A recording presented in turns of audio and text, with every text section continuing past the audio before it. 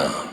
Fille pure, issue des terres paisibles de la campagne, elle quitte les girons maternels pour Dakar, les yeux remplis de rêves et d'espoir.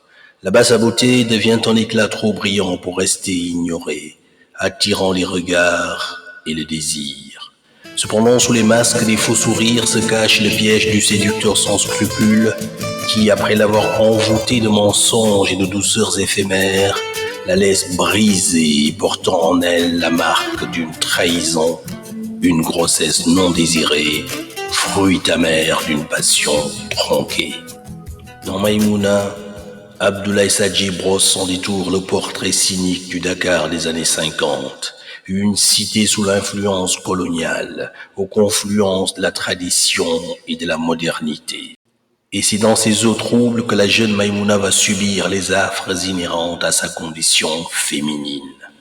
Maïmouna était radieuse, un teint clair d'ambre, des yeux de gazelle, une bouche de motelée nette et sensuelle, une taille souple, gracile, nous livre Sadji.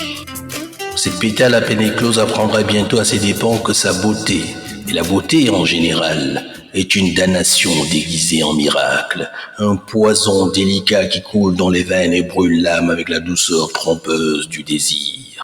Elle scintille éclatante comme une étoile morte, dont la lumière n'est qu'un mensonge du temps.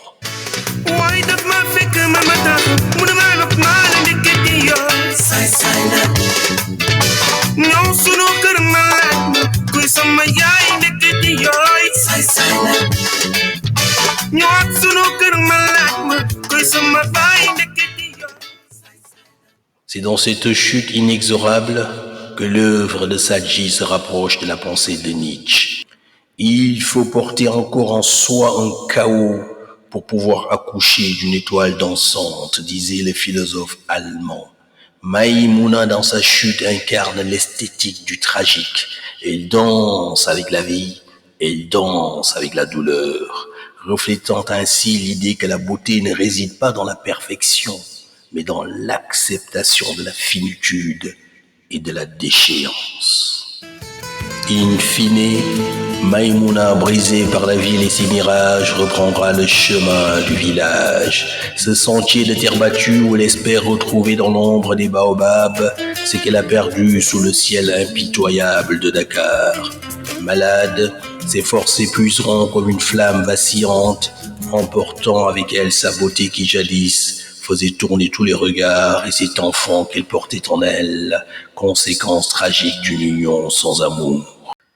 À l'orée des indépendances, certains avec amertume verront dans ce dénouement funeste l'allégorie d'une rupture inévitable entre l'Afrique et l'Occident, un lien contre nature dont l'union forcée ne pouvait engendrer qu'un mort-né.